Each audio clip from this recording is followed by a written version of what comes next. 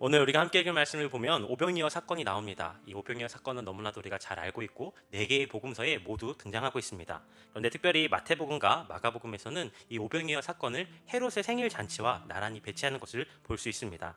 세례 요한의 죽음으로 구약의 시대가 끝나고 세상의 나라와 하나님의 나라가 본격적으로 대립하기 시작하는 것을 우리에게 보여주고 있습니다. 세상의 잔치는 선지자의 머리를 소반에 담는 죽음의 잔치였으나 천국 잔치는 바구니에 떡과 물고기가 가득 담겨 모든 사람이 배불리 먹는 그런 생명의 잔치였습니다. 먼저 헤롯이 왕궁에서 벌인 죽음의 생일 잔치부터 살펴보도록 하겠습니다.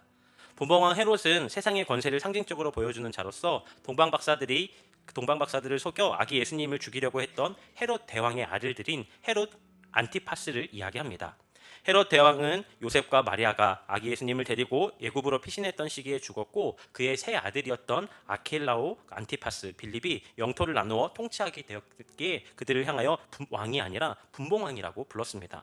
오늘 본문 1절, 2절에 보면 이 분봉왕 헤롯이 예수님에 대한 소문을 듣고 자기가 죽인 세례 요한이 살아났다고 그렇게 말했습니다. 그가 얼마나 세례 요한을 두려워했고 또 예수님의 존재를 두려워했는지를 알 수가 있습니다.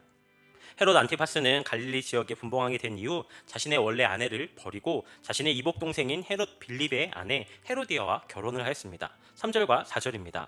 전에 헤롯이 그 동생 빌립의 아내 헤로디아의 일로 요한을 잡아 결박하여 옥에 가두었으니 이는 요한이 헤롯에게 말하되 당신이 그 여자를 차지한 것이 옳지 않다 하였습니다. 한 지역을 통치하는 왕이 부끄러운 일을 벌였습니다. 그럼에도 불구하고 잘못을 이야기하는 사람이 아무도 없었습니다. 그런 가운데 세례 요한은 용기를 내어 헤롯의 잘못을 지적하였습니다. 하지만 잘못을 지적한 것으로 인하여 어려움을 겪게 됩니다. 분봉왕 헤롯은 자신의 생일잔치에 춤을 춘 딸을 보고 기분이 좋아져서 마치 자기가 무엇이라도 해줄 수 있는 것처럼 호기를 부리며 이야기합니다. 하지만 실제로 그는 분봉왕이었지만 아무것도 마음대로 할 수 없는 사람이었습니다. 그는 세례 요한을 죽이고 싶었지만 사람들을 두려워해서 죽일 수 없었습니다. 5절입니다. 헤롯이 요한을 죽이려 하되 무리가 그를 선지자로 여김으로 그들을 두려워하더니 하지만 결국에 이 헤롯은 자기의 의지가 아니라 자기가 내뱉은 말 때문에 그 말에 얽매여 또 다른 사람들의 눈 때문에 세례 요한을 죽이게 됩니다. 세상의 눈으로 보면 헤롯은 화려한 잔치를 하고 세례 요한은 비참하게 죽은 것처럼 보입니다. 그러나 세례 요한은 이미 예수님이 그리스도이심을 확신하고 자기의 사명이 완수되었음을 알았기에 죽음을 통하여서도 하나님께 영광을 돌렸습니다. 세상의 권세자들이 사람들을 두려워하며 악행을 저지르지만 천국 백성은 오직 하나님만을 두려워하며 거룩한 삶을 살아가는 사람들입니다. 그래서 예수님은 의를 위하여 박해를 받는 자는 복이 있나니 천국이 그들의 것입니다라고 말씀하셨습니다. 세례 요한은 용기 있게 헤롯 안티파스의 잘못을 꾸짖을 수 있었던 것은 그는 하나님이 반드시 심판한다라는 믿음이 그에게 있었기 때문입니다. 헤롯 안티파스가 자신의 첫째 부인을 버리고 헤로디아와 결혼한 이유는 그 이유 때문에 결국 전쟁을 치르게 되고 결국 왕의 자리에서 쫓겨나고 헤로디아와 함께 비참한 말년을 보내게 되었습니다. 공의 하나님께서 반드시 심판하시고 죄에 대해서 벌하신다는 것을 우리는 기억해야 합니다. 그럼에도 불구하고 오늘 이러한 세례 요한의 모습을 통하여서 우리에게 주시는 은혜가 있습니다. 우리의 삶에도 믿음으로 살아가기 위해 용기가 필요하다는 것입니다. 내 믿음을 지키고 내가 그리스도임을 드러내는 일에 용기가 필요하다는 것입니다. 남들이 알아주지 않아도 정직하게 또 성실하게 살아가기 위해서 용기가 필요합니다. 또 우리의 삶 가운데 복음을 전하기 위해서도 용기가 필요합니다. 올바른 믿음 생활하기 위해서도 용기가 반드시 필요하다는 것을 우리는 알고 있습니다. 세례 요한처럼 우리도 세상을 향해 오직 예수 그리스도만이 세상을 변화시키고 죄인을 구원하실 수 있다는 복음을 담대히 전하며 나아갈 수 있는 우리 하느님께 성도님들이 되시기를 주님의 이름으로 축복합니다.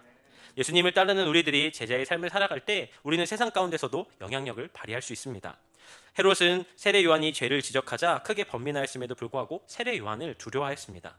사람들은 세상에서 다른 사람들을 누르고 이겨야만 성공한다라고 이야기하고 수단과 방법을 가리지 않고 결과만 좋으면 된다라고 생각합니다. 그래서 이 세상을 정직하고 성실하게 살아갈 수 없다라고 이야기합니다. 하지만 그리스도인 되어진 우리들, 그리스도의 제자 되어진 우리들은 이 땅 가운데 불의와 맞서며 어두운 세상 가운데 빛을 밝히는 삶을 살아가야 합니다. 그래서 때로는 그 예수님을 따르기 위해 받는 고난도 감당하며 감수하며 나아갈 수 있어야 한다는 것입니다. 제자의 삶이 평탄하거나 쉽지만은 않습니다. 세례 요한이 헤롯의 죄를 지적하고 헤로디아의 원수가 되어 죽임을 당하게 되었던 것처럼 때로는 여러 사람들을 통해 고난과 어려움을 당할 수도 있습니다. 제자는 그 고난을 감수하며 나아가야 합니다. 때로는 믿지 않는 가족들에게 그리고 직장 동료나 친구들 또 무작정 기독교를 싫어하는 사람들에게 피해를 입을 수도 있습니다. 하지만 그럼에도 불구하고 우리는 예수 그리스도의 제자로서 이 고난과 어려움들을 감당해야 합니다. 예수님은 어두운 세상 가운데 우리를 제자로 부르시고 어두운 세상 가운데 빛을 비추라고 말씀하셨습니다. 그리고 우리를 이 세상을 향하여 파송하셨습니다. 우리는 예수 그리스도의 제자로서 그 사명을 잘 감당하며 나아갈 수 있는, 그래서 주님의 빛을 밝히며 나아갈 수 있는 우리 하느님교회 성도들이 되시기를 주님의 이름으로 축복합니다.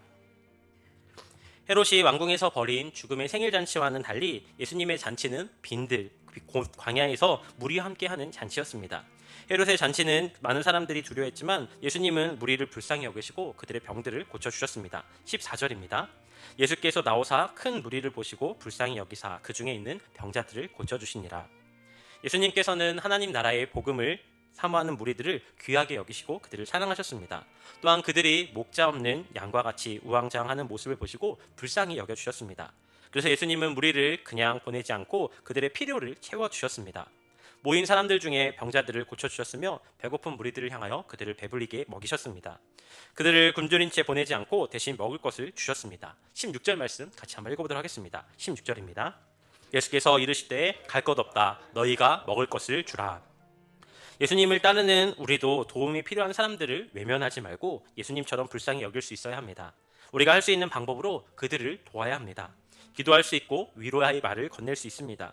예수님처럼 도움이 필요한 사람들을 불쌍히 여기고 돕는 주님의 제자들이 되시길 주님의 이름으로 축복합니다. 먹을 것조차 제대로 마련되지 않아 알아서 사 먹으라고 사람들을 흩어보내는 일이 그 말이 나올 정도로 초라한 자리였습니다. 하지만 예수님께서는 그 자리를 기적의 자리로, 생명의 자리로 바꾸셨습니다.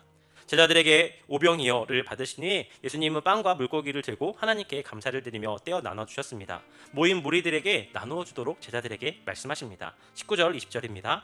무리를 명하여 잔디 위에 앉히시고 떡 5개와 물고기 2마리를 가지사 하늘을 우러러 축사하시고 떡을 떼어 제자들에게 주시매 제자들이 무리에게 주니 다 배불리 먹고 남은 조각을 12바구니에 차게 거두었으며.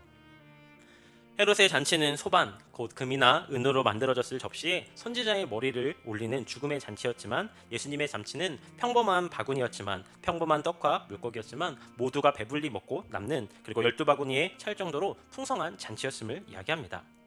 오늘 이 말씀이 나란히 기록되어져 있는 이유가 있을 것 같습니다. 천국은 화려한 세상에서 노예로 살아가기보단 자유로운 광야를 선택하는 사람들의 나라임을 깨닫게 됩니다. 하나님은 지금도 예수님을 따르는 우리들 가운데 동일한 은혜를 주시고 세상에 줄 수 없는 그런 풍요로움을 누리게 하십니다. 예수님은 오병이어라는 작은 음식을 사람들에게 주시기 위하여 그것들을 나누어 주셨습니다. 나누는 그 과정에서 오병이어는 부족하지 않고 풍성해졌습니다. 나누는 과정에서 하나님의 능력을 경험하게 되었습니다.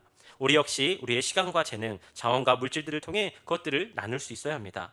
우리는 우리가 가진 것을 작은 것이라도 나눌 때, 기쁨으로 나눌 때 다른 이들의 삶에 놀라운 영향력을 미칠 수 있음을 기억해야 합니다. 복음의 한마디를 전하게 되어질 때 그 한마디가 다른 사람의 인생을 바꿀 수 있다는 사실을 우리는 기억해야 합니다. 내게 있는 것으로 기쁨으로 베풀고 나누는 삶을 살아가 우리의 삶의 자리 가운데 천국 잔치가 열리는 삶을 살아가도록 우리를 부르셨음을 기억하고 그 부르심 가운데 반응하며 나아가야 한다는 것입니다. 오늘 우리는 오병이의 기적을 통하여 하나님의 공급하심이 얼마나 풍성한가를 알 수 있습니다. 사순절 기간 예수님의 제자 되어진 우리들도 그렇게 다른 이들을 불쌍히 여기며 하나님을 온전히 신뢰하며 나누고 베풀고 주의 사랑을 나타내며 이 땅 가운데 하나님의 나라를 이뤄갈 수 있는 저와 여러분들이 되시길 주님의 이름으로 축복합니다.